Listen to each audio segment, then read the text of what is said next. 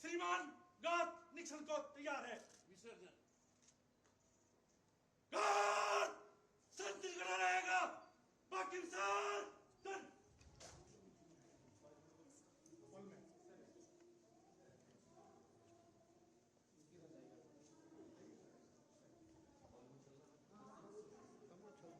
क्या करें?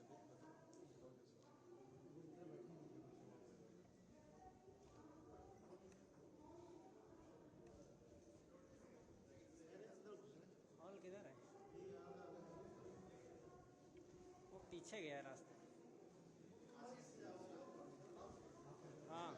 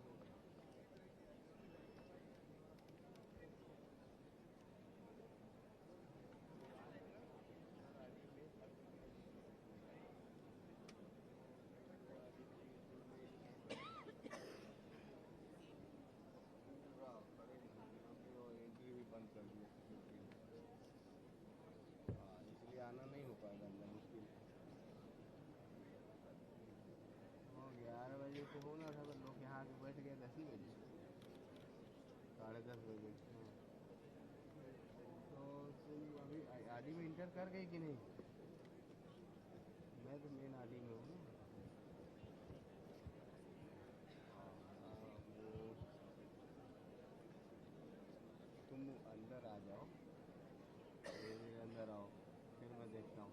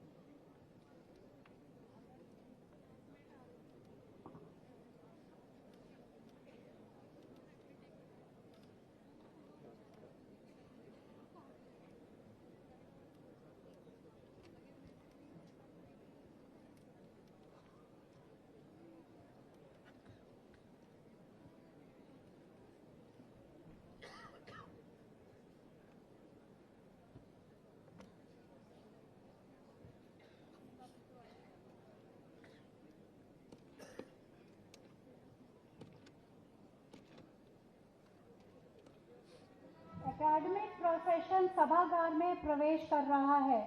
सभागार में उपस्थित सभी से अनुरोध है कि आप उनके सम्मान में खड़े हो जाएं और खड़े रहिएगा।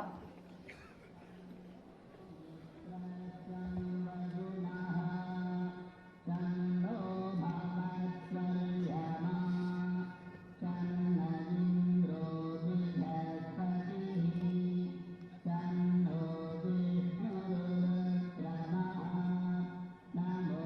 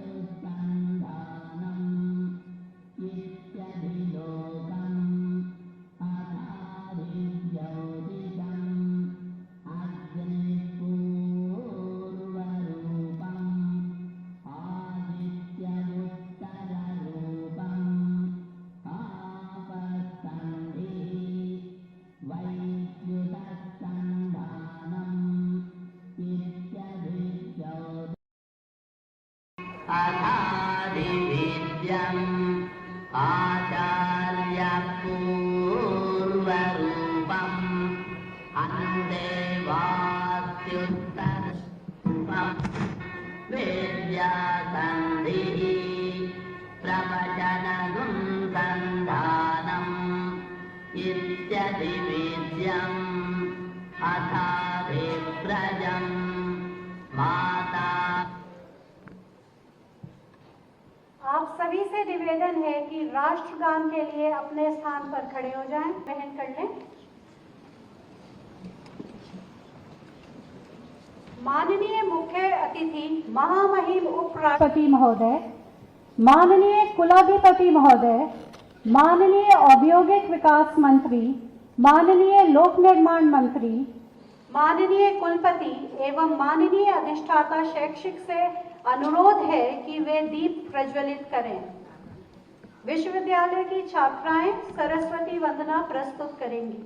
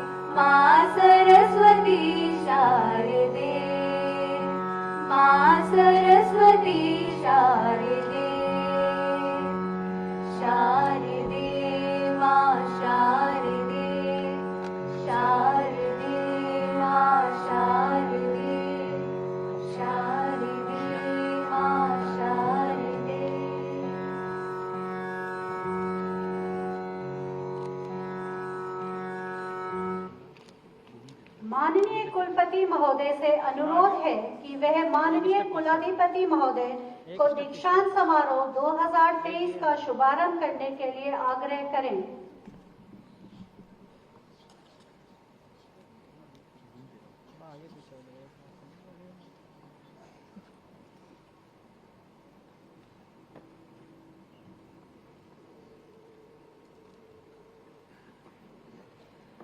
माननीय कुलाधिपति महोदय जी, मैं आपसे अनुरोध करता हूं कि आप दीक्षांत समारोह 2023 का शुभ आरंभ करने की घोषणा करें।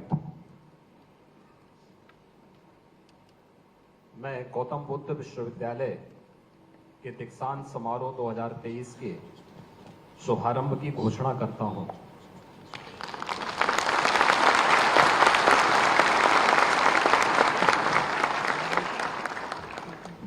मैं माननीय कुलपति महोदय से निवेदन करती हूं कि वे स्वागत संबोधन दें और विश्वविद्यालय की रिपोर्ट प्रस्तुत करें।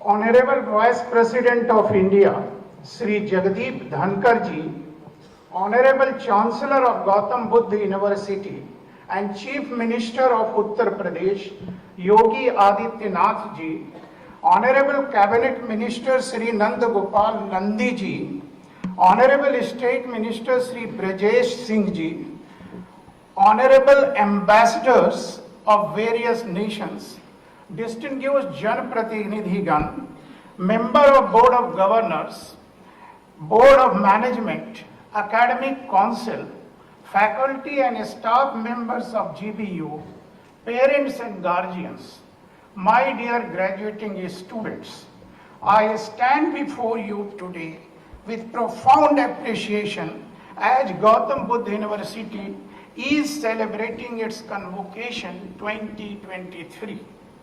The presence of our esteemed Vice President of India and Honorable Chief Minister of Uttar Pradesh and distinguished guests across all walks of life adds immeasurable honor to this convocation ceremony.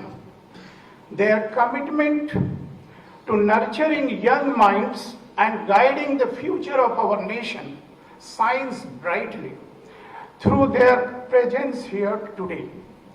This convocation marks a monumental milestone as 7,914 students, including 282 doctoral candidates, are set to receive their degrees.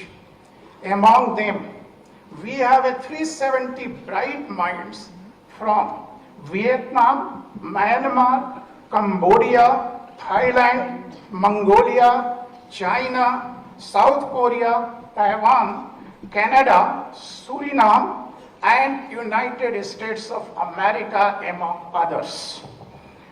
Let me share a glimpse of our university's remarkable journey and achievements.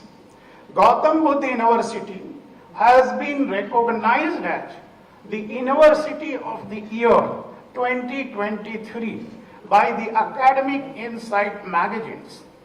We are among India's top 10 institutions for our BTech Artificial Intelligence program. Our academic expansion includes the inceptions of 28 new academic programs in this current session, with growing enrollment across all programs.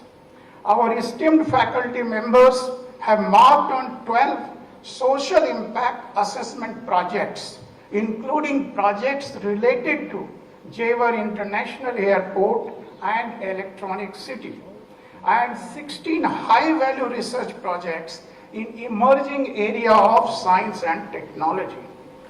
International Conference on Health Psychology, Structural Biology, Drug Discovery, and the tenets of Buddha Dhamma have drawn global thought leaders in GBU campus.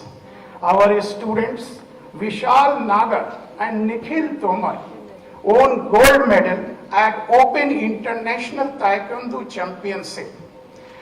Over 60 companies conducted campus recruitment drives with an impressive 80% placement rate and the highest pre-placement offer of rupees 51 lakh per annum from Microsoft. Aligning with National Education Policy 2020, GBU is the only university in Uttar Pradesh offering integrated teacher education programs across multiple streams. The establishment of Noida, Greater Noida Knowledge and Innovation Network has solidified our position as a knowledge hub, having collaboration with government bodies, private universities, and industries. Our Center of Excellence in Drone Technology, along with 25 plus MOUs with prestigious entities, including Software Technology Park of India, National Disaster Management Authority, and ST Microelectronics, further underlines our commitment to innovation and collaboration. We hosted Khelo India program, Commonwealth and Asian Weightlifting Championship at the Eklavya Sports Complex in GBU, GBU has been one of the leading participating universities in G20 University Connect program. GBU has hosted UNESCO India Africa Hackathon under the central theme Life, a mission of lifestyle for environment, an initiative of Honorable Prime Minister of India, Shri Narendra Modi ji. These achievements serve as a stepping stones towards a future where Gautam Buddha University will continue to shine brightly as a beacon of knowledge and development.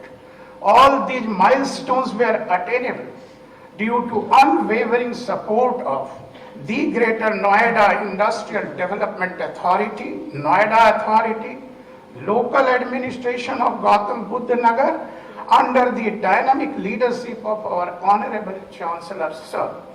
I extend my congratulations to all graduating students and heartfelt gratitude to everyone present here. Jai Hind, Jai Bharat.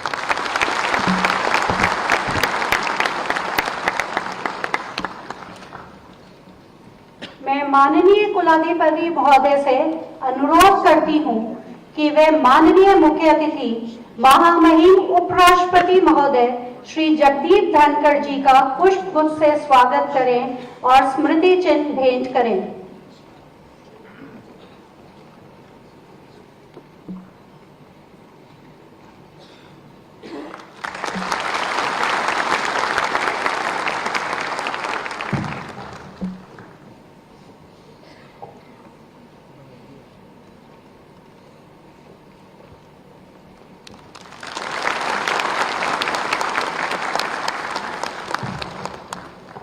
माननीय कुलपति महोदय से अनुरोध है कि वे माननीय कुलाधिपति एवं मुख्यमंत्री महोदय श्री योगी आदित्यनाथ जी का पुष्पगुच्छ से स्वागत करें और स्मृति चिन्ह भेंट करें।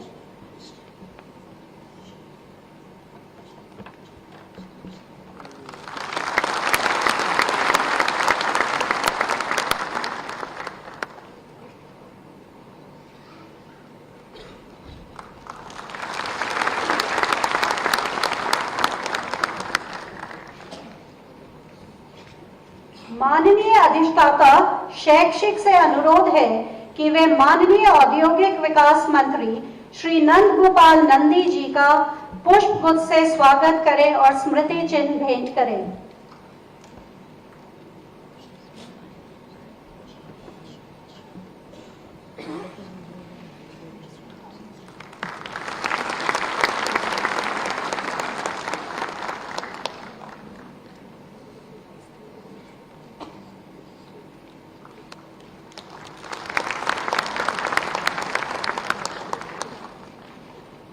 माननीय अधिष्ठाता शैक्षिक से अनुरोध है कि वे माननीय लोक निर्माण मंत्री श्री ब्रिजेश सिंह महोदय का पुष्पगुच्छ से स्वागत करें और स्मृति चिन्ह भेंट करें।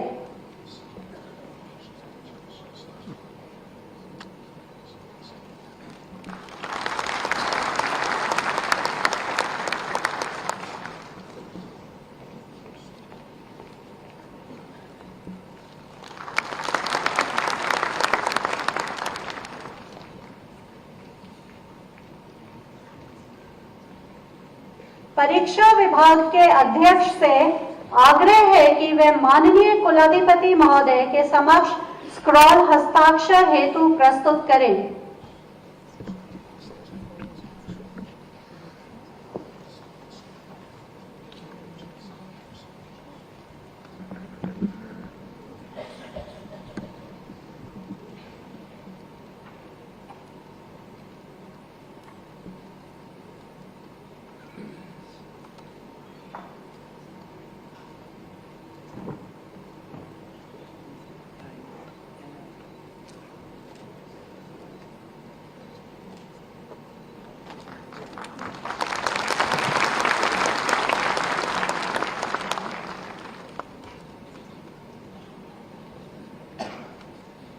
गौतम बुद्ध विश्वविद्यालय के विभिन्न पाठ्यक्रमों में उपाधि प्राप्त करता अब कृपया अपने स्थान पर खड़े हो जाएं।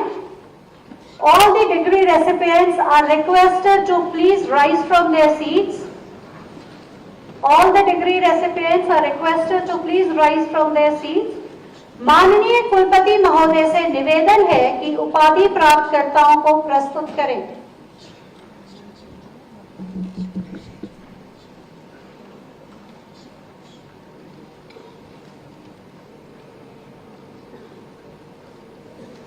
माननीय कुलाधिपति महोदय, मैं विश्वविद्यालय के 8 संकायों के विद्या वाचस्पति, स्नातकोत्तर और स्नातक कार्यक्रमों के 7,914 छात्र छात्राओं, जिनकी नाम सूची में है, जो मूल्यांकन के पश्चात उपाधि के लिए योग्य पाए गए हैं, उन्हें आपके समक्ष प्रस्तुत करता हूं।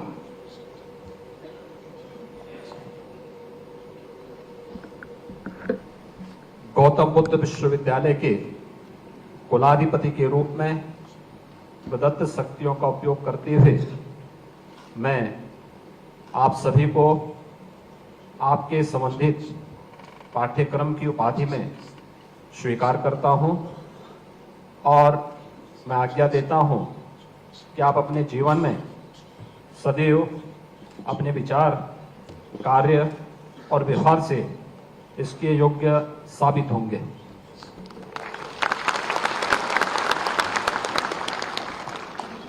आप सभी उपाधि धारकों से निवेदन है कि अपने स्थान पर बैठ जाएं। मैं माननीय कुलपति महोदय से दीक्षांत उपदेश के लिए आग्रह करती हूं।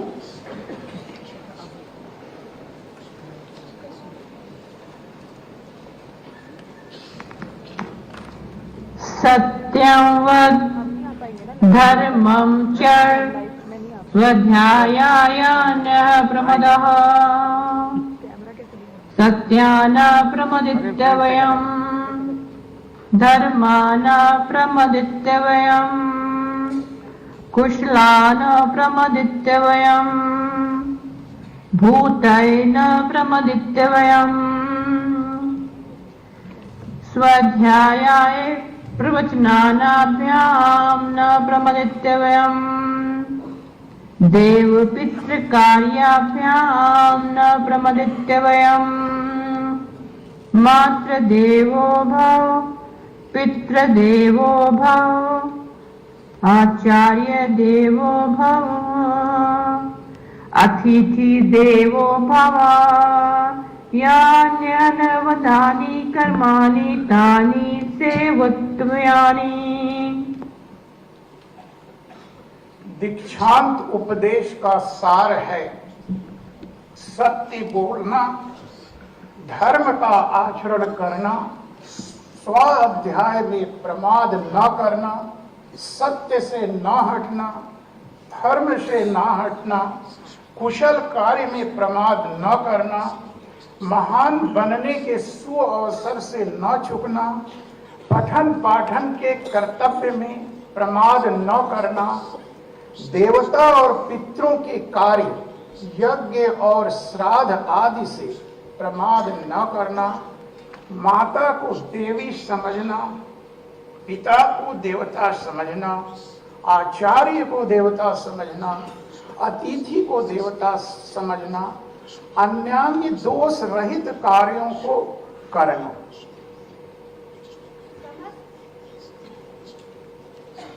समस्त उपाधि धारक कृपया अपने स्थान पर संकल्प लेने के लिए खड़े हो जाएं एवं माननीय कुलपति महोदय द्वारा उच्चारण किए गए प्रत्येक वाक्यों को दोहराएं। All the degree awardees are requested to please rise from their seats and repeat the sentences after the Honorable Vice Chancellor Sir. मैं माननीय कुलपति महोदय से अनुरोध करती हूँ कि उपाधि धारकों को संकल्प दिलाएं।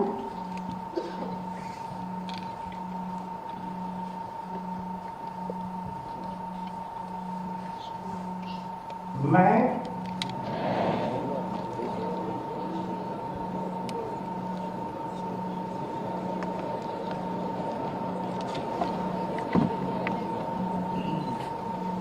मैं संकल्प लेता हूं दीक्षांत उपदेश का पालन करूंगा। जीवन में शुचिता एवं ईमानदारी के साथ पारिवारिक एवं सामाजिक जीवन के उत्तरदायित्वों का निर्वाह करूंगा।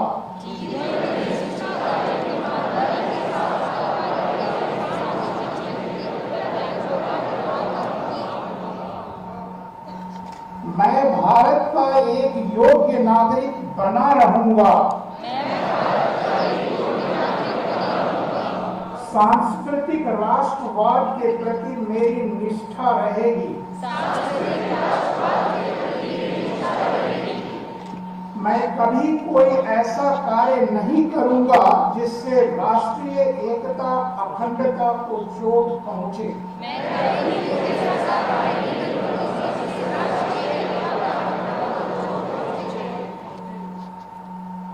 मैं कभी कोई ऐसा कार्य नहीं करूंगा जिससे मेरे माता पिता तथा सगे संबंधियों की कीर्ति धूमिल हो।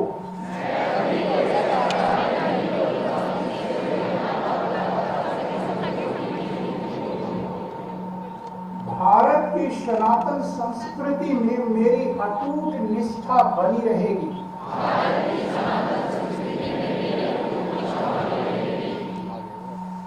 भारतीय जीवन मूल्यों का सम्मान करते हुए उसके संवर्धन हेतु सदैव प्रयत्नशील रहूंगा और अपने व्यक्तिगत जीवन में उनका पालन करूंगा।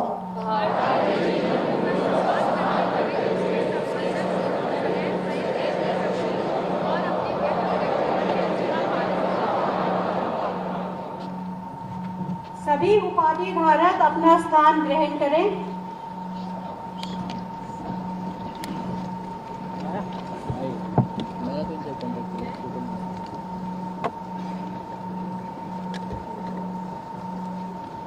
मैं माननीय मुख्य अतिथि महामहिम उपराष्ट्रपति महोदय से अनुरोध करता हूं कि वे विश्वविद्यालय के सर्वश्रेष्ठ विद्यार्थियों को चांसलर मेडल से सम्मानित करें।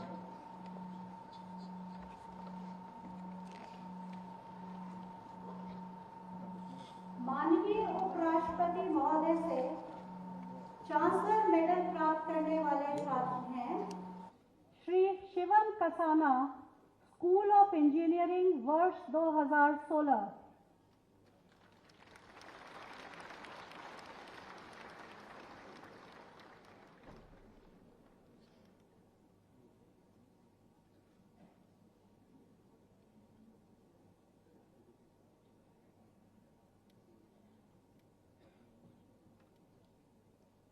सुश्री Sonal Agarwal, school of engineering and communication technology, वर्ष 2017।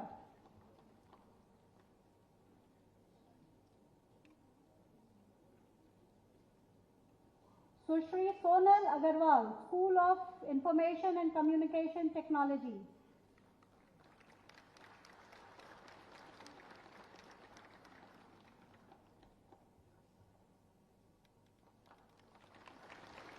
Shri Manoj Kumar Singh, school of engineering, वर्ष 2018।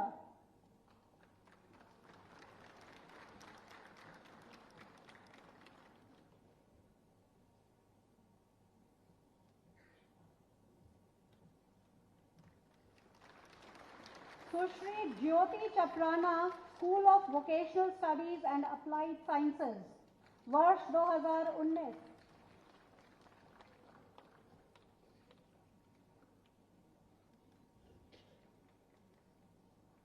Shri Prakash Pandey, school of vocational studies and applied sciences, वर्ष 2020।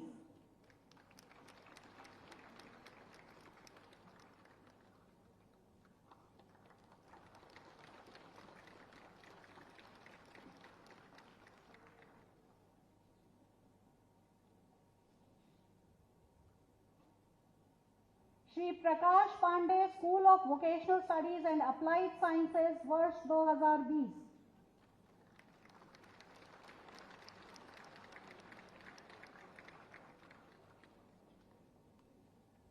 Sushri Apoorva Sharma, school of management, वर्ष 2021।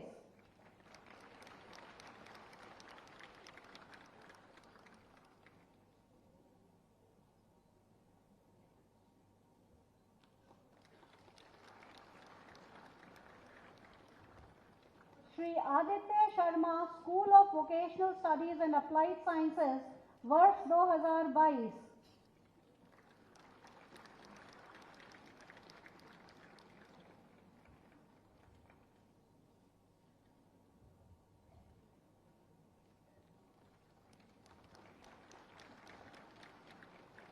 सुश्री Payal Bhati, school of vocational studies and applied sciences, वर्ष 2023।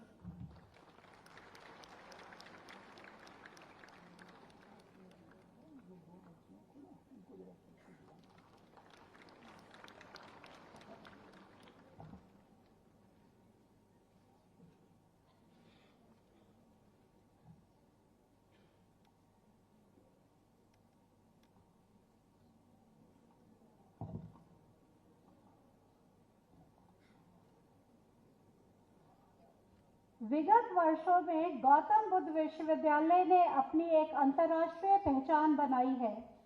विभिन्न देशों के छात्र इस विश्वविद्यालय में अध्ययनरत हैं, जैसे कि Myanmar, Thailand, Cambodia, Laos, Sri Lanka, Bhutan.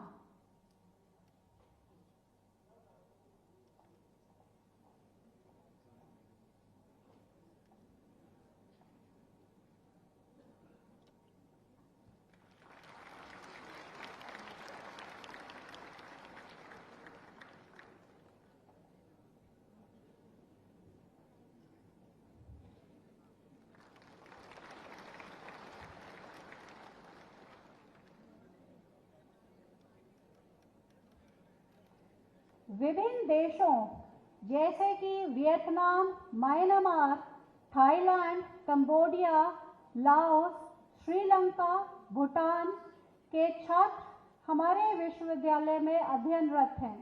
इस वर्ष के दीक्षांत समारोह में सांकेतिक तौर पर 5 देशों के 5 छात्रों को उपाधि प्रदान की जा रही है।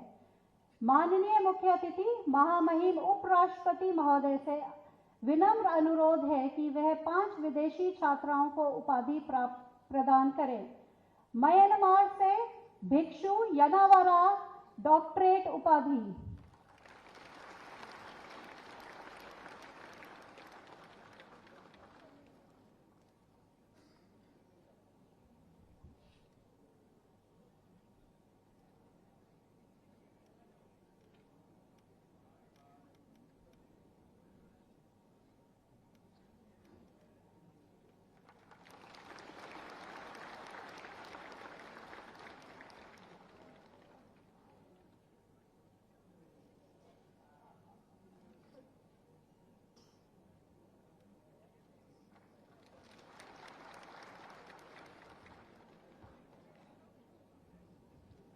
वियतनाम से फाम नाथ हुंग थाओ, डॉक्टरेट उपाधि।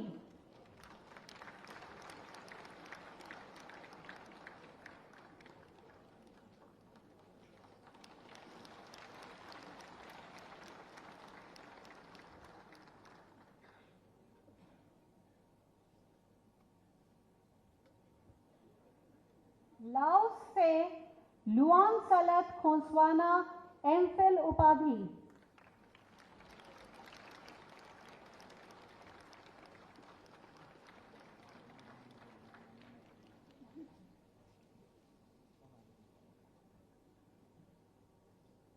थाईलैंड से सुतिसा लपर्मसक, एमफिल उपाधि।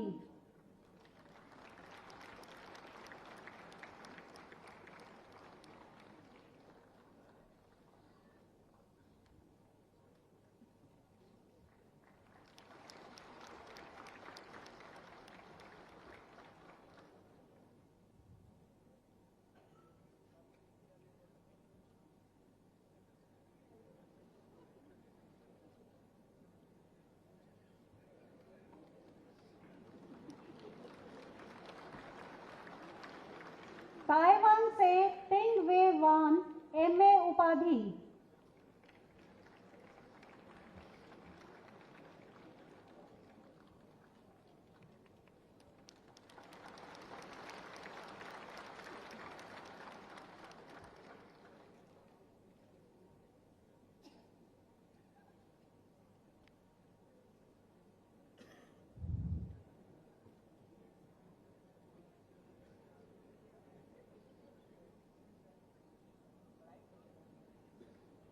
मैं माननीय कुलपति महोदय से अनुरोध करती हूं कि माननीय कुलाधिपति महोदय से दीक्षांत समारोह को संबोधित करने हेतु आग्रह करें।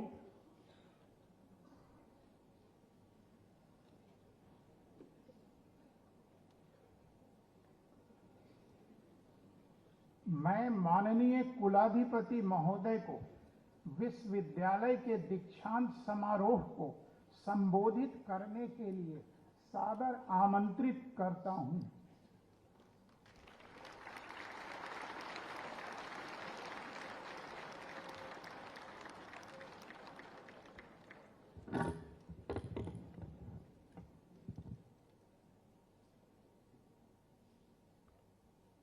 गौतम बुद्ध विश्वविद्यालय के आज के इस दीक्षांत समारोह में मुख्य अतिथि के रूप में उपस्थित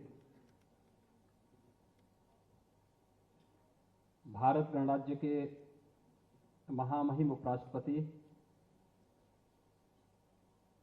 आदरणीय श्री जगदीप धनखड़ जी, उत्तर प्रदेश सरकार में मंत्रिमंडल के मेरे सहयोगी मंत्री श्री नंद गोपाल गुप्ता नंदी जी, ब्रजेश सिंह जी, विश्वविद्यालय के कुलपति professor Ravindra Kumar Sinha ji, dean academics professor NP Malkania जी, दीक्षांत समारोह में उपस्थित हमारे सभी सम्मानित अतिथिगण, विश्वविद्यालय के फैकल्टी मेंबर्स, उपाधि प्राप्त करने वाले सभी छात्र छात्राएं, गौतम बुद्ध विश्वविद्यालय के आज के इस दीक्षांत समारोह में विश्वविद्यालय परिवार की ओर से और उत्तर प्रदेश की जनता की ओर से भी समारोह के मुख्य अतिथि और भारत के महामहिम उपराष्ट्रपति आदरणीय श्री जगदीप धनखड़ जी का हृदय से स्वागत करता हूं, अभिनंदन करता हूं।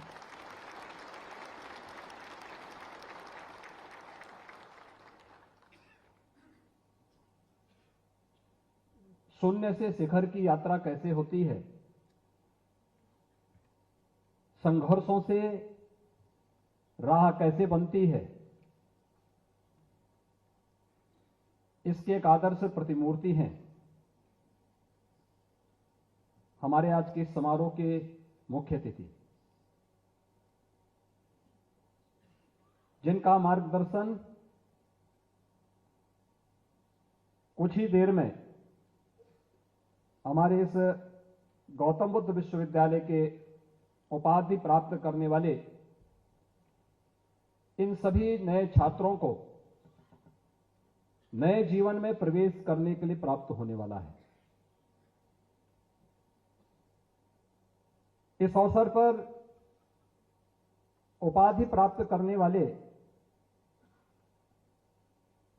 विश्वविद्यालय के सभी 7,900 से अधिक छात्र छात्राओं को भी मैं हृदय से बधाई देता हूं और उन सबके उज्जवल एवं मंगलमय भविष्य की कामना करता हूं।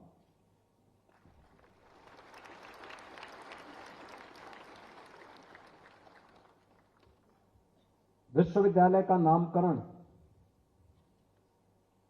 गौतम बुद्ध के नाम पर हुआ है। आपने गौतम बुद्ध के जीवन में बहुत सारी विशेषताएं देखी होंगी।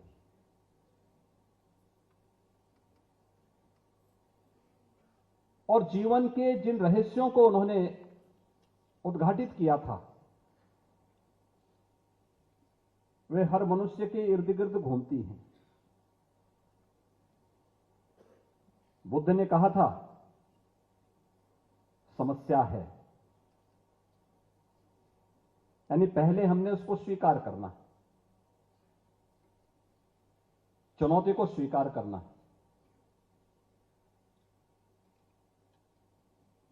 समस्या का समाधान भी है।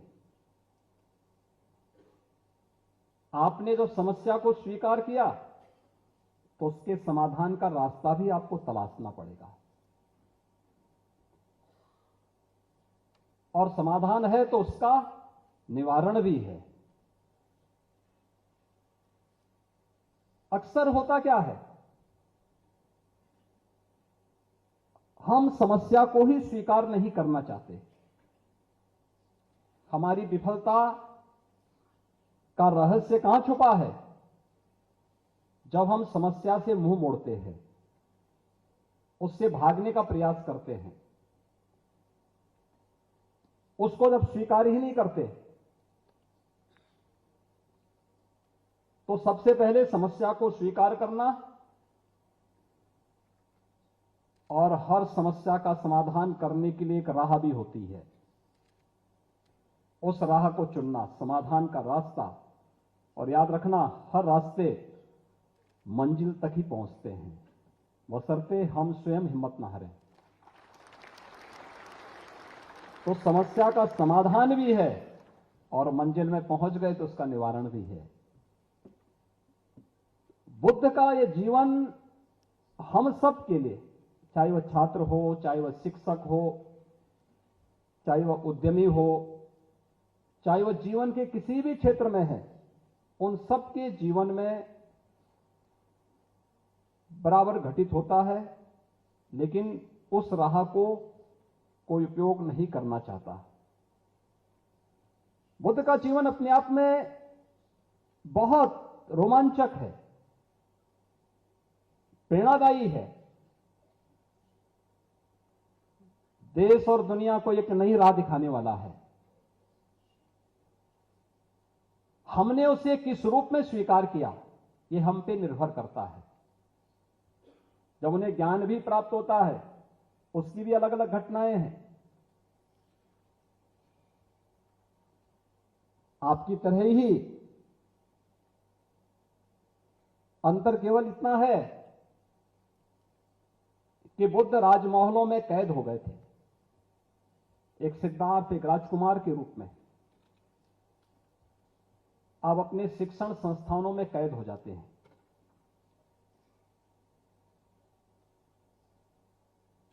शिक्षा की हमारी व्यवस्था हमें शिक्षित तो कर पाएगी, लेकिन जब तक उस शिक्षा के साथ व्यवहारिक ज्ञान नहीं होगा, तब तक वो हमें ज्ञानवान नहीं बना पाएगी। और दोनों में यही अंतर है। एक आपका थ्योरेटिकल पक्ष है, थ्योरी का पक्ष है, सैद्धांतिक ज्ञान जो आपने शिक्षण संस्थानों में जोड़ा है, जिसकी एक नई शुरुआत गौतम बुद्ध विश्वविद्यालय आज फिर से प्रारंभ करने जा रहा है। उसको व्यावहारिकता के साथ जोड़ना। जब हमारे शिक्षण संस्थानों से कोई उपाधि धारक निकले तो वह किसी भ्रम की स्थिति में न रहे, उसके सामने अपनी मंजिल तक पहुंचने का राह स्पष्ट हो। और यह हम सबके जीवन में अक्सर होता है। बुद्ध ने वे राह हमें दिखाई, स्पष्टता के साथ दिखाई। वे राजमहल में थे, देश और दुनिया की जानकारी नहीं। बुद्ध के मन में अचानक इच्छा होती है कि मैं देखूं तो बड़ा हो गया हूं, क्या है राज में, बाहर भी कुछ है कि नहीं है। तो निकलते हैं बाहर। उनको सबसे पहले एक बुजुर्ग व्यक्ति दिखाई देता है। अपने सहयोगी से कहते हैं, मंत्री से पूछते हैं, ये कौन है? ऐसे कमर इसकी ऐसी कैसे हो गई है? तो उन्होंने कहा बुजुर्ग है। कहा ये बुजुर्ग क्या होता है? कहा हर व्यक्ति के जीवन में होना है। कहा क्या मैं भी ऐसे हो जाऊंगा? कहा हाँ, ये तो सबको होना है। तो वापस चल गए उनकी, क्योंकि कभी उन्होंने समस्याओं का सामना ही नहीं किया था।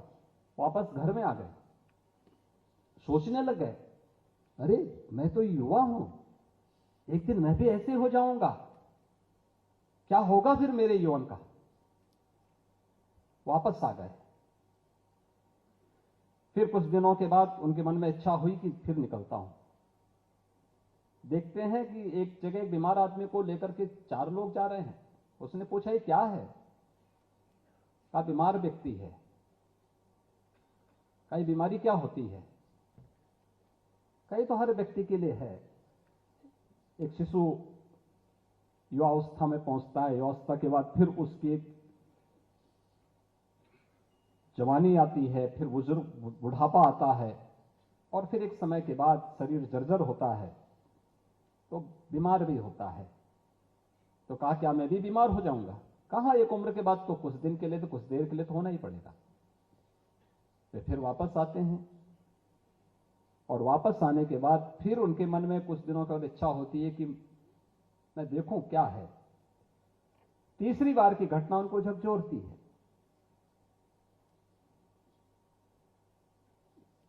कि 4 लोग कंधा लेकर के एक व्यक्ति को लेकर के चल रहे हैं। उन्होंने कहा ये क्या है? कहा कि इस व्यक्ति की मृत्यु हो गई थी, उसके सगे संबंधी उसका अंतिम संस्कार करने के लिए लेके जा रहे हैं। का अंतिम संस्कार का मतलब क्या होता है? कहा मृत्यु क्या होती है? तो मृत्यु के बारे में सिद्धार्थ जानने की इच्छा से जब उनको पता लगता है कि एक दिन ये शरीर नष्ट हो जाएगा, जीवन की जो शाश्वतता हम सोचते हैं राजमहलों में वह नहीं रहेगी, तो बुद्ध अब शाश्वत खोज में निकल पड़े। शाश्वत शांति की खोज कहां होगी, कैसे प्राप्त होगी, कैसे हम इसे प्राप्त कर सकते हैं? और फिर वह सब कुछ छोड़ करके निकल पड़ते हैं। उन्होंने जीवन में ज्ञान प्राप्त करने के बाद 3 उपदेश दिए हैं अपने शिष्यों को, अपने अनुयायियों को। पहला उपदेश क्या है? धम्मं शरणं गच्छामि। आपने यहां जब विश्वविद्यालय के कुलपति आपको दीक्षांत उपदेश दे रहे थे, दीक्षांत उपदेश भी भारत के गुरुकुल की परंपरा में उपनिषदों की 33 उपनिषद के उपदेश हैं, जिसमें एक गुरु शिक्षा के उपरांत अपने शिष्य को उपदेश दे रहा है। उपदेश क्या है? भाई तुमने जो कुछ भी अर्जित किया है इसका सार क्या है? सार यही है, सत्यम वद धर्मम चर। सत्य बोलना और धर्म का आचरण करना। बुद्ध भी यही कहते हैं, धम्मं शरणं गच्छामि, धर्म की शरण में जाता हूं। धर्म क्या है? धर्म पूजा पद्धति नहीं है। धर्म जीवन के शाश्वत मूल्य हैं। सदाचार, नैतिक मूल्य और कर्तव्य, इनका जो समन्वित रूप है, जो हर देश, हर काल, हर परिस्थिति में रहेगा। ये उपासना विधियां, पूजा पद्धतियां, ये देश, काल और परिस्थिति के अनुसार बदलती हैं। यह आवश्यक नहीं कि हर समय आप एक ही स्थान पर, एक ही जगह में, एक ही प्रकार की पूजा पद्धति को मानेंगे या लोग मानेंगे। ये देश, काल, परिस्थिति के अनुसार बदलती जाएंगी। लेकिन धर्म एक शाश्वत व्यवस्था है, और उसे जो हमें इन सभी मूल्यों के साथ जोड़ करके आगे बढ़ने की प्रेरणा दे। बुद्ध ने भी प्रत्येक नागरिक को, अपने प्रत्येक शिष्य को, अपने प्रत्येक अनुयायी को इस मार्ग का अनुसरण करके आगे बढ़ने के लिए प्रेरित किया। 200 उपदेश उन्होंने दिया। बुद्धम शरणम गच्छामि। बुद्धम शरणम गच्छामि का मतलब बुद्ध की शरण में मत आओ, बुद्धि की शरण में। बुद्ध का मतलब विवेक से है। हम विवेकशील बने जीवन में। कोई कार्य करना हो 10 बार सोच लो, और जब एक बार आगे बढ़ जाओ तो फिर पीछे मत हटो। अक्सर होता क्या है, हम कोई राह चुनते हैं, कुछ दूर आगे बढ़ते हैं, फिर पीछे हो जाते हैं, क्योंकि हमने तय ही नहीं किया कि हमारा रास्ता क्या है, हमारी मंजिल क्या है। रास्ता चुनने में जो भय होता है, जो दिक्कतें होती हैं, यहीं से कंफ्यूजन होता है। उस कंफ्यूजन से दूर होना, बुद्ध ने उससे हमें दूर किया। उन्होंने कहा विवेकशील बनकर के ही कोई निर्णय करो। और तीसरा, संगम शरणम गच्छामि, संगठित होकर के कार्य करना, टीम वर्क। याद रखना, टीम वर्क परिणाम देता है। सामूहिकता, सामूहिक रूप से निर्णय लेने की सामर्थ्य, ये लोकतंत्र की ताकत भी है। यही हम सबकी ताकत है। विश्वविद्यालय हो या महाविद्यालय, कोई उद्योग जगत हो या कोई परिवार, अगर कोई व्यक्ति, एक ही व्यक्ति जबरन अपनी बात को थोपने का प्रयास करेगा, अन्य लोगों की बात को नहीं मानेगा, परिवार में विद्रोह हो जाता है। लोग नहीं मानते एक समय के बाद। एक टीम वर्क परिणाम देता है। टीम वही परिणाम देती है जो संगठित होकर के, एकजुट होकर के, वन लीडरशिप में कार्य करती है। और वो परिणाम संगम शरणम गच्छामि, संगठित होकर के, एकजुट होकर के कार्य करना है। और बुद्ध का ये उद्देश्य मानवता के कल्याण का मार्ग प्रशस्त कर दिया। आपने देखा होगा, जीवन की संपूर्णता को लेकर के बुद्ध ने इस कार्यक्रम को अपना आगे बढ़ाया। और बुद्ध को ज्ञान प्राप्त हुआ, तो ज्ञान प्राप्त होने के बाद 36 वर्ष बुद्ध ने केवल सामाजिक जन जागरण के कार्यक्रम के लिए अपने आप को समर्पित कर दिया। आप सब उस कालखंड के, उस महान संत के, परंपरा के नाम पर बने हुए विश्वविद्यालय, गौतम बुद्ध विश्वविद्यालय के छात्र हैं, जिन्हें आज विश्वविद्यालय अपने द्वितीय दीक्षांत समारोह में उपाधि वितरित कर रहा है। विश्वविद्यालय के पास अनंत संभावनाएं आगे बढ़ने की। इन अनंत संभावनाओं को अपने जीवन में समेट करके जीवन की राह को चुनना, और उस राह को चुनते हुए अपना मार्ग प्रशस्त करना, यह हर एक नागरिक के लिए भी आवश्यक है। समाज के हित में भी यही है और राष्ट्र के हित में भी यही है। और उन्हीं मूल्यों को समाहित करते हुए इस विश्वविद्यालय ने अपनी पहचान को आगे बढ़ाने का कार्य किया है। युवा साथियों, भारत का हित हो या वैश्विक समुदाय का हित, यह युवा पीढ़ी को तय करना है। यह हमारा सौभाग्य है कि आज दुनिया के सबसे अधिक युवा भारत के अंदर हैं, और भारत में सबसे अधिक युवा उत्तर प्रदेश में है।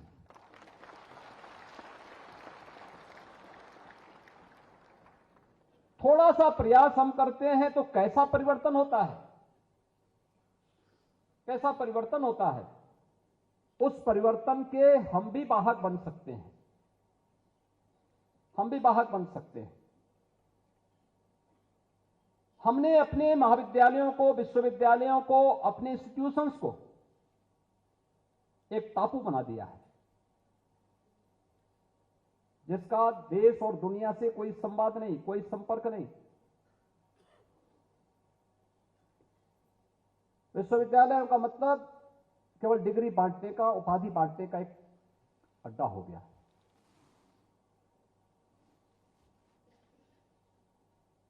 विश्वविद्यालय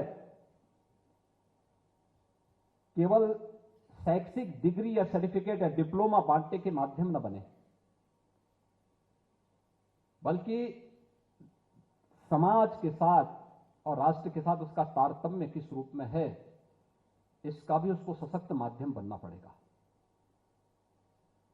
जिस समाज के बीच से हम लोग निकले हैं, क्या उस समाज के प्रति हमारा कोई दायित्व तो नहीं है?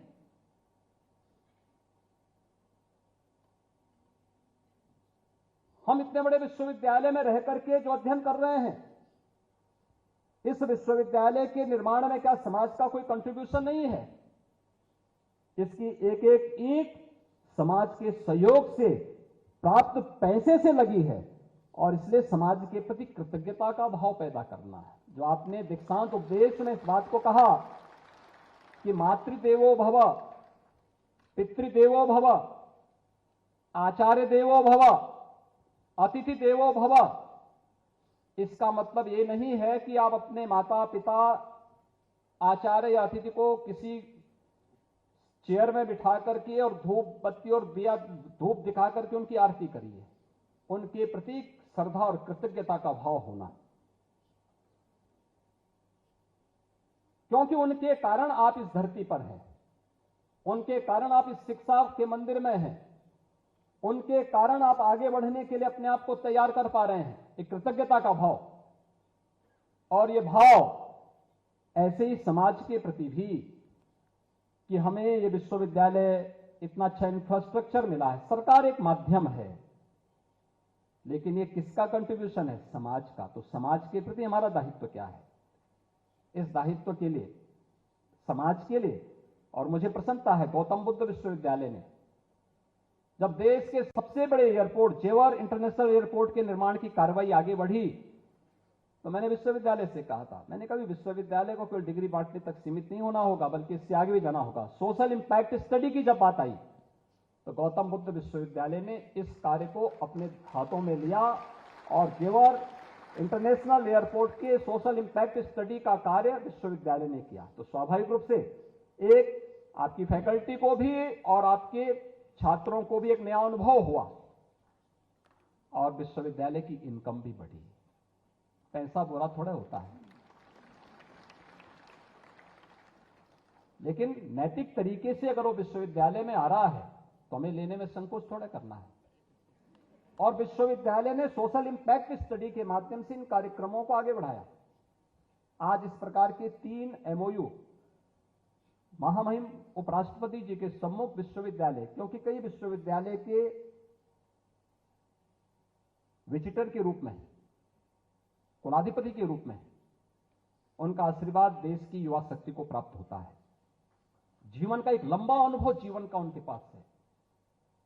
शून्य से शिखर की उस यात्रा के वे पथिक हैं, जो आज देश के भारत गणराज्य के एक संवैधानिक पद पर बैठ करके भारत के उच्च सदन के चेयरमैन के रूप में पूरे देश को एक नया मार्गदर्शन दे रहे हैं।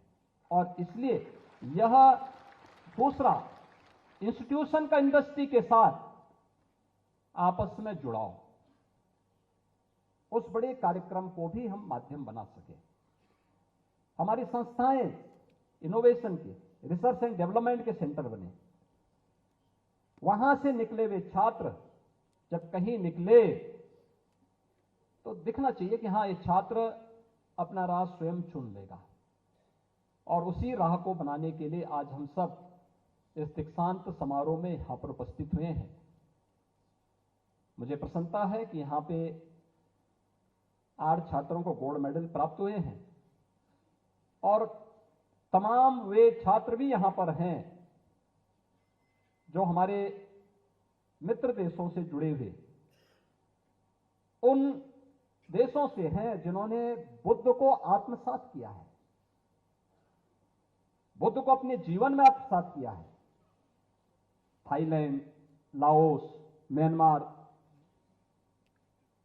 और भी अन्य देश हैं जो लोग बुद्ध के जीवन से बहुत कुछ प्रेरणा प्राप्त करते हैं, और उन्होंने दुनिया के अंदर अपने जज्बे से, अपने संघर्ष से, अपनी कृतज्ञता के भाव से, चाहे वो जापान हो, चाहे वो कोरिया हो, इन देशों ने बुद्ध के प्रति अपनी आस्था को व्यक्त करते हुए, अपनी कृतज्ञता को व्यक्त करते हुए इनोवेशन में, रिसर्च एंड डेवलपमेंट में एक नई मंजिल हासिल की है, दुनिया को एक नई राह दिखाने का काम किया है। और इस अवसर पर इतने बड़ी संख्या में छात्र हैं, ये नई संभावनाओं को आपको आगे बढ़ने के लिए एक नई प्रेरणा भी देती है। मैं इस अवसर पर एक बार फिर से उपाधि प्राप्त करने वाले आप सभी छात्र छात्राओं को हृदय से बधाई देता हूं। आपको इस बात के लिए आश्वस्त करता हूं, संयोग से इस विश्वविद्यालय का कुलाधिपति प्रारंभ से ही मुख्यमंत्री रहा है, तो आपको तो ऐसे भी कोई समस्या नहीं आने वाली यहां के लिए। देने वाला तो देना चाहता है, लेकिन लेने वाले की सामर्थ्य भी होनी चाहिए।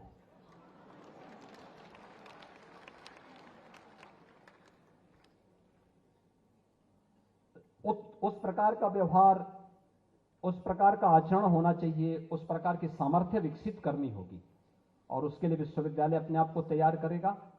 इस विश्वास के साथ मैं एक बार फिर से आज के समारोह के मुख्य अतिथि भारत के हमारे महामहिम उपराष्ट्रपति जी का हृदय से आभार व्यक्त करता हूं कि विजिबिलिटी कम होने के बावजूद सड़क मार्ग से समय से पहले वे दीक्षांत समारोह के लिए यहां पर उपस्थित हुए।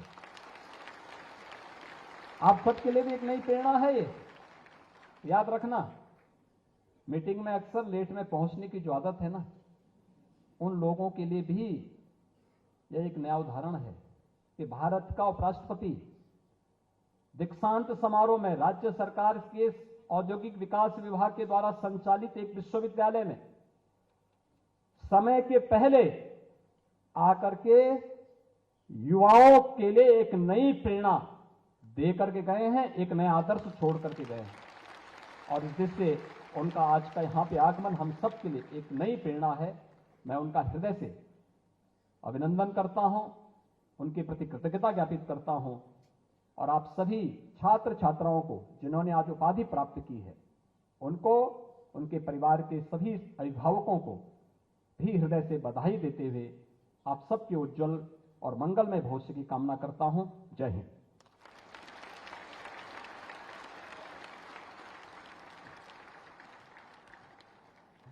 धन्यवाद माननीय कुलाधिपति महोदय। माननीय प्रधानमंत्री जी द्वारा वर्ष 2025 तक क्षय रोग ट्यूबरकुलोसिस को देश से पूर्ण रूपेण समाप्त करने का संकल्प लिया है, जिसके लिए उत्तर प्रदेश सरकार भी दृढ़ संकल्प है। विश्वविद्यालय ने अपने सामाजिक दायित्वों का निर्वहन करते हुए डॉट कार्यक्रम के अंतर्गत 10 व्यक्तियों को गोद लेने का निर्णय लिया है। मैं माननीय मुख्य अतिथि महामहिम उपराष्ट्रपति महोदय से निवेदन करती हूं कि उनमें से 2 व्यक्तियों को डॉट किट प्रदान करें। चिराग प्रकाश शर्मा, सुपुत्र श्री प्रकाश शर्मा, उम्र 11 वर्ष। सादिक सुपुत्र श्री कमरुद्दीन, उम्र 21 वर्ष।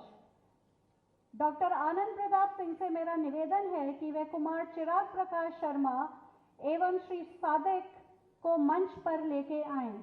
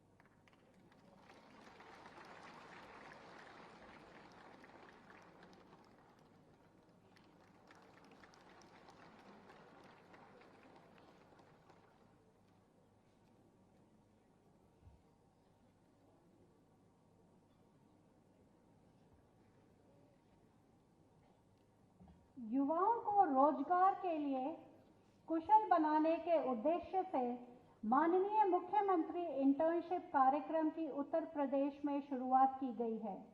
इस योजना के तहत इंटर्नशिप का 50% उद्योग जगत एवं 50% उत्तर प्रदेश सरकार वहन करेगी। इसी क्रम में गौतम बुद्ध विश्वविद्यालय द्वारा उद्योग जगत की 4 कंपनियों के साथ MOU हस्ताक्षरित किया जाना है। अब मैं अधिष्ठाता शैक्षिक एवं कंपनियों के प्रतिनिधियों से अनुरोध करती हूं कि वे मंच पर आएं। कंपनियों के नाम है LG electronics India private limited. मेरा प्रतिनिधि LG electronics India private limited से अनुरोध है कि वे कृपया मंच पर आएं।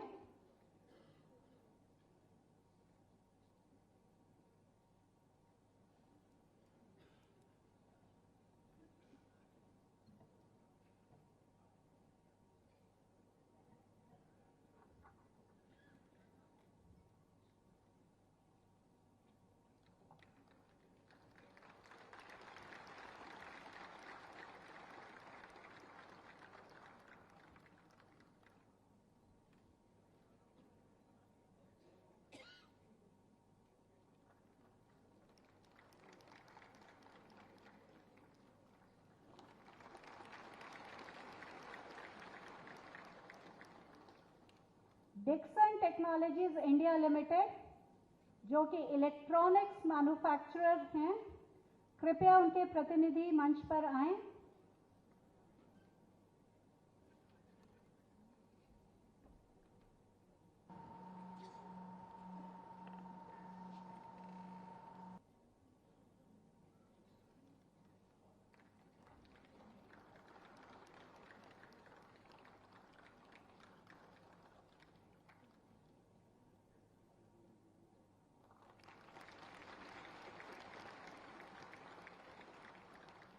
मिंडा कॉरपोरेशन लिमिटेड, उनके प्रतिनिधि से मेरा निवेदन है कृपया मंच पर आएं। मिंडा कॉरपोरेशन लिमिटेड एक मैकेनिकल इंजीनियरिंग फर्म है।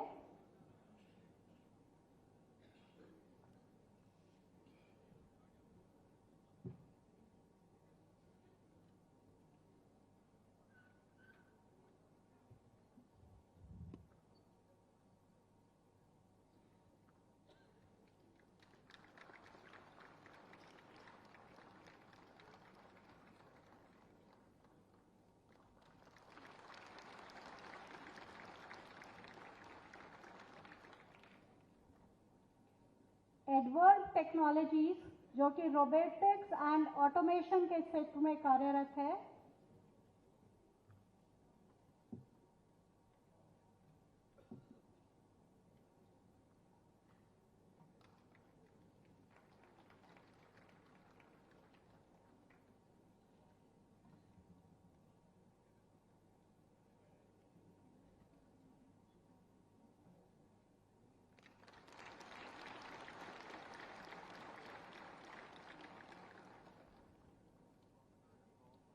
मैं माननीय कुलपति महोदय से अनुरोध करती हूं कि आज के दीक्षांत समारोह के माननीय मुख्य अतिथि महामहिम उपराष्ट्रपति महोदय को दीक्षांत समारोह को संबोधन करने के लिए आमंत्रित करें।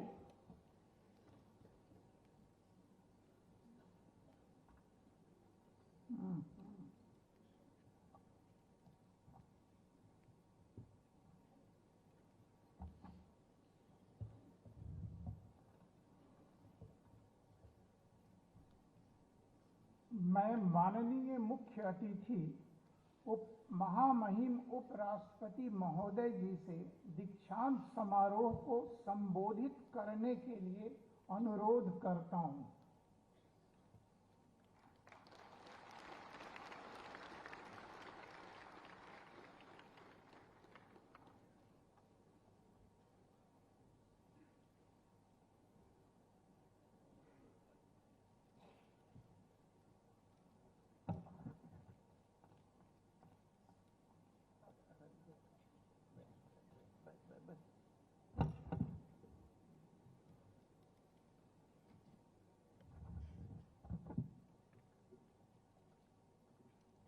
सबको मेरा नमस्कार।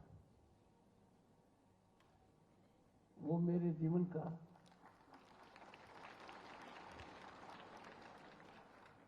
एक सुखद पल था जब मुझे कहा गया कि उत्तर प्रदेश के मुख्यमंत्री माननीय योगी नाथ जी बात करना चाहते हैं।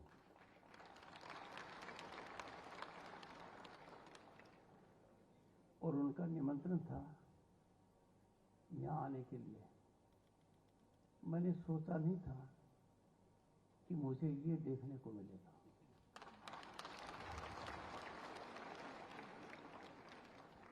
माननीय मुख्यमंत्री जी ने देश और दुनिया में जो नाम हासिल किया है, उसके बावजूद मैंने ये नहीं सोचा था कि मुझे ये देखने को मिलेगा।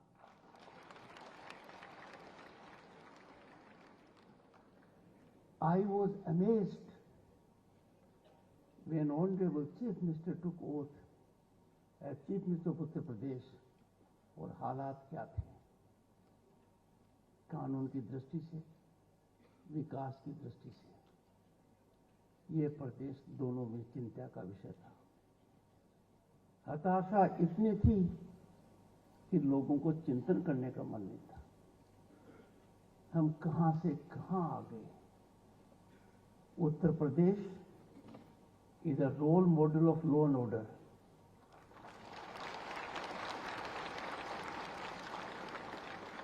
देश की बात तो छोड़िए, दुनिया में कोई समस्या होती है लॉ एंड ऑर्डर की तो माननीय मुख्यमंत्री जी को याद किया जाता है।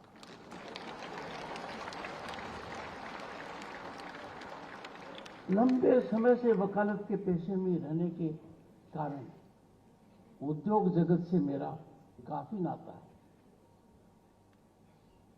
Uttar Pradesh has become hot favorite destination of investment of premium category। साधारण इन्वेस्टमेंट तो आता ही है। I am grateful, Honorable Chief Minister, for affording me this unique opportunity। As Governor State of West Bengal, I was Chancellor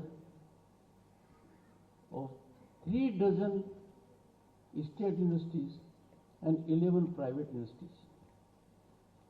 मुझे पता है कुछ जगह chancellor के साथ क्या होता है, और मुझे कुछ सुखद अवसर भी मिला है चांसलर होने का। As vice president I am Chancellor of the Punjab University, but I can say this convocation is unique।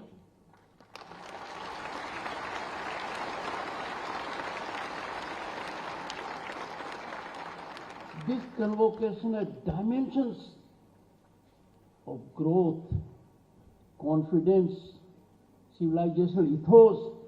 हमारी सांस्कृतिक विरासत की बात होना, दिल और दिमाग को सही रखना। माननीय मुख्यमंत्री जी ने ये stolen my heart and stolen part of my address also.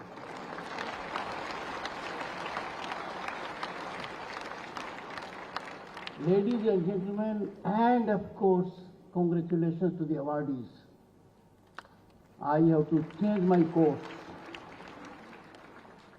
I will have to deviate from my address। I thought a politician will be addressing you। No, a spiritual leader, an academician, a statesman, and a far-thinking person spoke to you।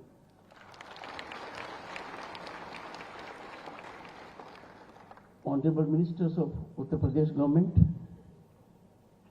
Vice Chancellor Professor Ravindra Kumar Sinha ji, and Dean Gautam Buddha University।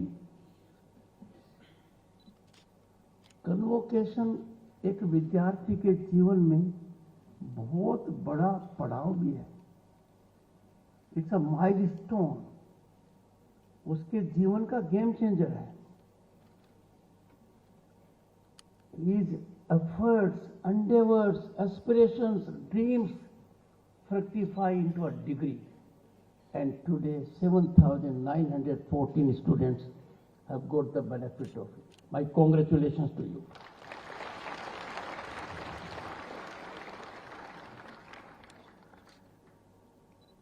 And 282 of them doctorates.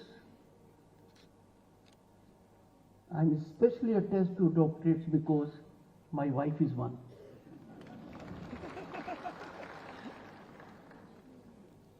It is of great significance that 370 of them are from abroad. Friends, you walk, I'm talking in the context of India first, Bharat, that is home to 1/6 of humanity. You are walking into the world now. You are taking a larger leap. But unlike my time, which was very difficult, I was elected to Lok Sabha in 1989. I was a union minister. So I know both these sides. One, the difficulties which I faced as a student. Scholarship नहीं मिलती तो पढ़ाई नहीं कर पाता. And I have seen what Bharat was in 89 to 91. सोने की चिड़िया कहलाने वाले देश का सोना हवाई जहाज के माध्यम से स्विट्जरलैंड के 2 बैंकों के अंदर गिरवी रखना पड़ा. वो हालात थे हमारे. हम आज कहां आ गए? Boys and girls, you are walking into an ecosystem now जहां भ्रष्टाचार का बोलबाला नहीं है. एक जमाना था power corridors were infested with power brokers. बिना करप्शन को सलाम किए हुए कोई काम होता नहीं था. These elements, nefarious elements, leveraged decision making in the higher echelons of power at the state and center. और आज क्या है? चाणक्य की नीति को अपनाकर झट से उनको नष्ट कर दिया. We have now an ecosystem where our power corridors have been sanitized of corrupt elements, middlemen. ये क्या छोटी उपलब्धि है जिसमें आप वो कर रहे हैं आज के लिए? किसी भी समाज के लिए, खास तौर से प्रजातांत्रिक समाज के लिए, ये बहुत जरूरी है कि हम आम आदमी अपना सर उठाकर चले कि मेरे को वो ही अधिकार हैं जो दूसरे को हैं. I will be treated equally. और कानून की दृष्टि में मैं एक रहूंगा, कोई भेदभाव नहीं होगा. पर जमाना था कानून हमारा क्या कर लेगा? कानून हमारी मुट्ठी में है. कानून का शिकंजा हमारे गले तक कैसे पहुंचेगा? और ये हकीकत भी थी. There has been a sea change, a change for the better. No one is above the law now. किसी लिनेज का हो, किसी सक्सेशन का हो, किसी पद का हो, कोई भी हो, पर एक नई संस्कृति चालू हो गई है. With the young minds of this country have to deal with. जब ऐसे एलिमेंट्स को जिन्होंने कानून का उल्लंघन किया है, जो करप्शन में लिप्त हैं, I am not talking in politics, I am talking in general. They are accountable only to law. उनको रिलीफ यदि अगर कहीं मिलेगी तो कानून के रास्ते से मिलेगी. मुझे समझ में नहीं आता वो सड़क पर क्यों आ जाते हैं. You have to generate that system. India और Bharat is witnessing phenomenal growth, unprecedented growth. हमने तो सपना भी नहीं देखा था कि क्या भारत ये स्वरूप लेगा. आपने भी नहीं देखा था उत्तर प्रदेश में कि यहां पर इस प्रकार का लॉ एंड ऑर्डर का वातावरण होगा. लोग इन्वेस्टमेंट यहां करना चाहेंगे. हर तरीके से देश फूलेगा फलेगा उत्तर प्रदेश के आधार पर। ये बदलाव आया है। जो संस्थाएं विदेशों में, international monetary fund, world bank, पहले क्या कहते थे? India is one of the 5 fragile economy. हमारी इकोनॉमी आज से 10 साल पहले विश्व के लिए चिंता का विषय थी। Now we are the 5th largest global economy. ये आपके लिए फायदे की बात है। जिन्होंने सदियों तक हम पर राज किया वो हमारे पीछे हैं। यूके, फ्रांस को भी हमने पीछे छोड़ा है। By turn of this decade, by 2030, we would have left behind Japan and Germany also. और हम विश्व की तीसरी आर्थिक महाशक्ति बनेंगे। पर माननीय मुख्यमंत्री जी ने जो कहा है, समस्या समझना, समस्या का आकलन करना, समस्या के समाधान का रास्ता ढूंढना, समस्या का समाधान कौन करेंगे उनको चिन्हित करना और फिर करना। I appreciate him, I commend him. ये इनका भाषण नहीं है, ये इनका वर्तमान है, इनके शासन कार्यकाल के अंदर इनकी भूमिका रही है। और इसीलिए कहा गया है example is better than prescript. He symbolizes today a person of action who thinks big, takes on issues and moves ahead. यही आज आप सबको करने की आवश्यकता है। यदि अगर हम कल्पना कर रहे हैं what will be our Bharat at 2047, मेरी उम्र के लोग उस समय शायद न रहें, पर आप में से सब रहेंगे जिनको डिग्री मिली है। You are foot soldiers of Bharat at 2047। You will make Bharat the most developed nation और हम विश्व गुरु बनेंगे। मेरी एक मांग है माननीय मुख्यमंत्री जी से, ये विद्यालय, गौतम बुद्ध विश्वविद्यालय must come up to the level of Nalanda and Takshila. मैंने कभी भी जिंदगी में ऐसी कोई मांग नहीं की गुरुजन से, परिजन से या मित्रों से जो इम्प्लीमेंटेबल नहीं हो।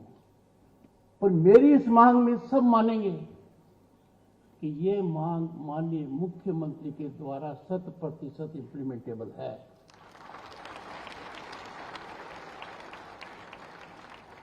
एक चर्चा हुई जिसका रेफरेंस वाइस चांसलर ने दिया। We are facing disruptive technologies, we have to live with them. They have entered our office, they have entered our home. Artificial intelligence, Internet of Things, आप देखिए, machine learning, green hydrogen, quantum computing. Bharat सरकार ने इन मामलों में दुनिया में एक तरीके से पहल कर रखी है। There is already an allocation of 6,000 crores for quantum computing और पूरा कंप्यूटर मैकेनिज्म बदल जाएगा। We already have an allocation of 90,000 crores for green hydrogen mission. Machine learning, इतना फास्ट डेटा कलेक्शन करना पड़ता है, मशीन लर्निंग से you can do it. 6G आम लोगों के लिए 5G से कुछ बेहतर है। हमारा फोन थोड़ा ज्यादा काम करेगा। No, it is much beyond that. India is amongst very few countries that have taken lead, and commercialization portion of 6G will be unfolded from 2025 to 2030. I am telling you, boys and girls, Sky is the limit when it comes to opportunities for you in this land of Buddha, in this land of Gandhi. Examples have been set here on two counts. They carry great message, not because of the number here, but because of the directional approach. जिन दो बच्चों को kit दी है, माननीय मुख्यमंत्री जी ने एक के कान में ये कहा, दवाई रेगुलर लेना. It's a great message. You can handhold, पर थोड़ा आपको भी सहयोग करना पड़ता है. Participation of the corporate world is very significant. I complimented the Honorable Chief Minister कि आपने एक बहुत अच्छा काम कर दिया. एक अगर सरकार आधा पैसा नहीं देती, with due respect to the corporate, शायद उनका आधा आने में समय लग जाता. अब समय नहीं लगेगा. This is much beyond self audit. Corporate आगे से आकर एक सेंस ऑफ अकाउंटेबिलिटी करेंगे. ये शुरुआत है. मेरा मन कई बार दुखी होता है. विदेशी संस्थाओं को भारत सरकार ने 2009 में $5 मिलियन दे दिया. एक उद्योगपति ने $50 मिलियन दे दिया. मेरे को कोई ऐतराज नहीं है, पर हमें सर्जन करना चाहिए, संरक्षण देना चाहिए, अपनी संस्थाओं को भी सींचना चाहिए. दुनिया में कहीं भी जाकर देख लो, research and development is normally inspired and funded by corporates. मैं माननीय मुख्यमंत्री जी से आग्रह करूंगा कि डिसरप्टिव टेक्नोलॉजीज को लेकर, आर्टिफिशियल इंटेलिजेंस हो, इंटरनेट ऑफ थिंग्स हो, मशीन लर्निंग हो, इनका हमारी सुरक्षा से भी बहुत लगाव है. क्योंकि सुरक्षा के मामलों में Uttar Pradesh is coming up as a great hub of defence production. तो उत्तर प्रदेश उपयुक्त प्लेस है, उत्तम प्लेस है, जहां इस प्रकार की संस्था को नर्चर किया जाए. और कितना विशाल यहां का कैंपस है, कितना जबरदस्त इंफ्रास्ट्रक्चर है. Everything is there and I am sure this will happen.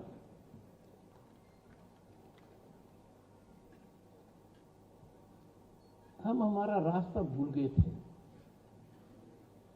इसके लिए मैं आपको निमंत्रण देता हूं. Through your vice chancellor, I invite students of Gautam Buddha University to visit new Parliament building.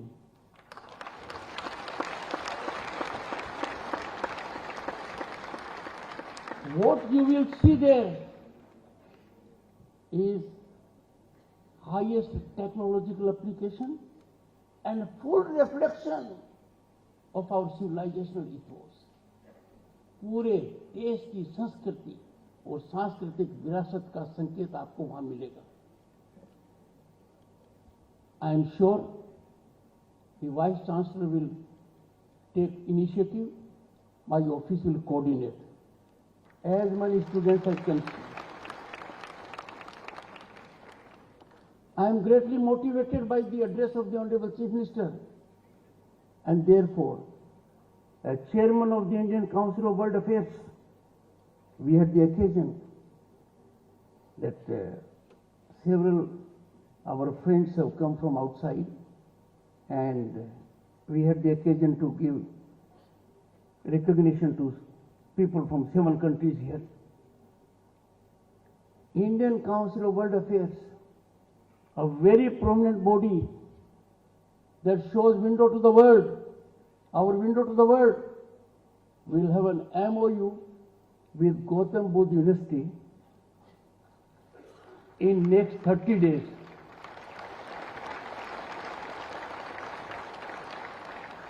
And that will benefit the university, because from all over the world, when experts in various walks of life come, they will be able to interact with the students, the faculty of this great university. I will bring it about, as I said. I had the good fortune, by virtue of being Vice President of the country, to witness G20. World leaders indicated, Mr. Vice President, your Prime Minister has put a very high benchmark. Never before in the history of G20 there was this achievement. For the first time, African Union was included in G20. थोड़ा अंदाजा लगाइए कि European union तो पहले G20 में थी। European union में कौन से देश थे जिन्होंने अफ्रीकन यूनियन के देशों पर राज किया? ये भारत की पहल थी। दूर का सोच था कि उनको एक पटल पर ला दिया। पहली बार दुनिया में ग्लोबल साउथ नेशंस की लोगों ने तो पहले नाम भी नहीं सुना था। India became the voice of global south. The resolution of the same was very impactful all over. और वो देश कौन है जो दुनिया के 65% जीडीपी को ध्यान देते हैं? मेरा आपको यही कहना है कि आज किसी भी बात को देख लो, समुद्र में देखोगे तो विक्रांत का नया रूप माननीय प्रधानमंत्री जी ने लॉन्च किया, हमारे देश में निर्मित। जब अपने डिफेंस प्लान की बात करते हैं, तेजस भारत में निर्मित है, हेलीकॉप्टर भारत में निर्मित है। जब स्पेस की बात करते हैं तो Chandrayaan 3 landed at the south pole of moon, जहां दुनिया का कोई देश आज तक नहीं जा पाया है। और कितनी प्रसन्नता का विषय है, चांद पर तिरंगा पॉइंट भी है और शिव शक्ति पॉइंट भी है। But boys and girls, let me tell you, I have interacted with ISRO chairman several times. आपके लिए बहुत बड़ा मौका है। 60 के दशक में भारत और पड़ोसी देश ने सैटेलाइट लॉन्च किया था। भारत ने दूसरे देश के पैड से लॉन्च किया था, हमारे पड़ोसी देश ने खुद के यहां से किया था। आज हालात देखिए, our ISRO is launching the satellites of USA, UK, Singapore and other nations. ये हमारा अटेनमेंट है। आपके लिए अपने टैलेंट को चैनलाइज करने के लिए असीमित अवसर हैं, but never be in tension, never be in stress. Heavens have never fallen historically. आपके मन में यदि अगर कोई विचार आता है तो आप अपने मस्तिष्क को उसका पार्किंग लोकेशन मत होने दीजिए। उस विचार को एग्जीक्यूट करने की सोचिए। Never fear failure. जो फेलियर को फियर करते हैं उनमें हताशा आएगी। Failure is just a stepping stone of success. क्योंकि भारत के अच्छे गवर्नेंस में यदि अगर सबसे ज्यादा कोई स्टेक होल्डर है वो आप लोग हैं। और भारत के फ्यूचर को सबसे ज्यादा शेप करने में जिनका योगदान रहेगा, boys and girls, you are that category. And therefore ऐसा कोई हैंडीकैप आप मत मानिए where you have to look beyond the frontiers of this country. When I come to corporates, there is hardly a corporate in the world where a human genius and human resource is not dominating at the top. आज का भारत किसी के शिकंजे में नहीं है। भारत की अपनी सोच है विदेशी मामलों में। हमारी आवाज सुनी जा रही है, हमारे पासपोर्ट की वो इज्जत है जो हमने कभी कल्पना नहीं की थी। We are in a position to take tough stands. But Buddha की बात को ध्यान में रखते हुए मानिए, बुद्ध की शुरुआत में क्या था, माननीय मुख्यमंत्री जी ने जो कही है, उस समय मेरे मन में आया कि we will put it in Sansad TV, क्योंकि आपने सिलसिलेवार स्टेप बाय स्टेप जो बताया है, बट अल्टीमेटली बुद्ध किसमें क्रिस्टलाइज हुआ। भारत दुनिया में अकेला देश है जिसने आज तक सीमाओं के पार कुछ ग्रहण करने की कोशिश नहीं की है, आक्रमण बर्दाश्त किया। भारत के प्रधानमंत्री ने दुनिया को संदेश दिया, this is not an era of expansion, this is not an era of war, issues must be decided by diplomacy and dialogue.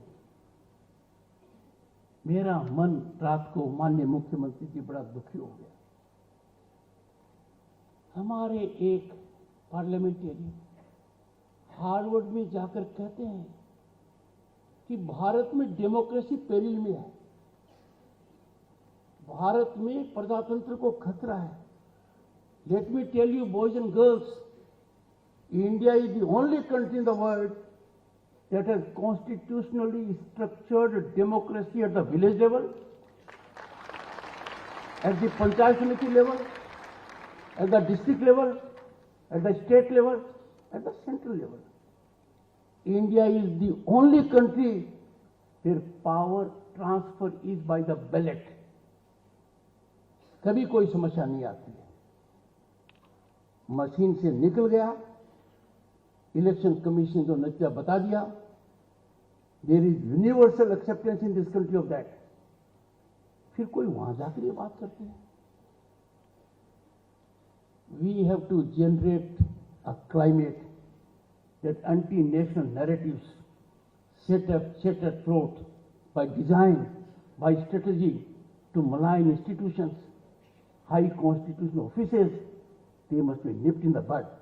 उसमें आप सबका योगदान जरूरी है। ऐसी विकट समस्याओं में जब भारत ऊपर जा रहा है, कुछ लोग, मुट्ठी भर लोग हमारी संस्कृति को, हमारी ग्रोथ को धूमिल करना चाहते हैं।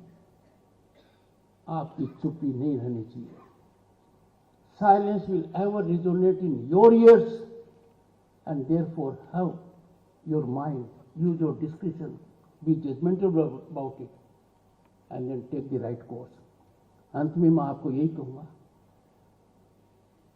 हमारा अटूट विश्वास भारतीयता में है। We will always keep interest of the nation above everything else. We are proud citizens of Bharat and we will ever take pride in its historic rise. एक बार फिर से जिनको डिग्री मिली है, मुझे भी मेरा दिन याद है, डिग्री मिली है, कब मिली थी उसको आप कभी नहीं भूल पाओगे। माननीय मुख्यमंत्री जी ने जो कहा उसको भी आप नहीं भूल पाओगे, मैं भी नहीं भूल पाऊंगा, क्योंकि मैं जो कुछ कहना चाहता था उसको मेरे से बेहतर तरीके से माननीय मुख्यमंत्री जी कह पाए। आप सबको बहुत बहुत धन्यवाद, बहुत बहुत शुभकामनाएं। Thank you.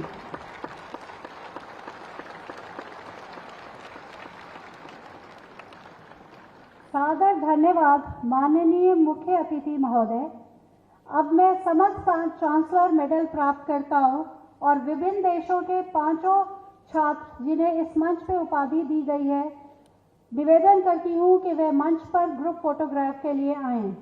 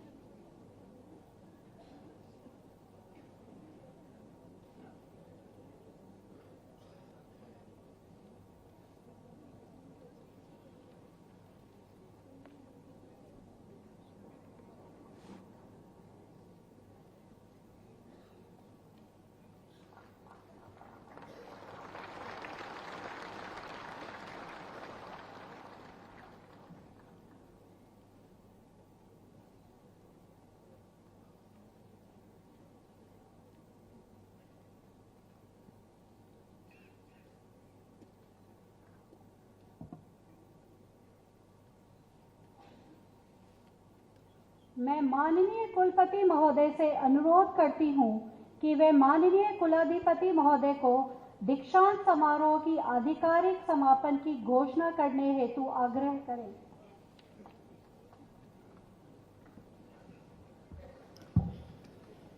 मैं माननीय कुलाधिपति महोदय से निवेदन करता हूं कि वे गौतम बुद्ध विश्वविद्यालय के दीक्षांत समारोह 2023 के आधिकारिक समापन की घोषणा करें। मैं गौतम बुद्ध विश्वविद्यालय के दीक्षांत समारोह 2023 के समापन की घोषणा करता हूं।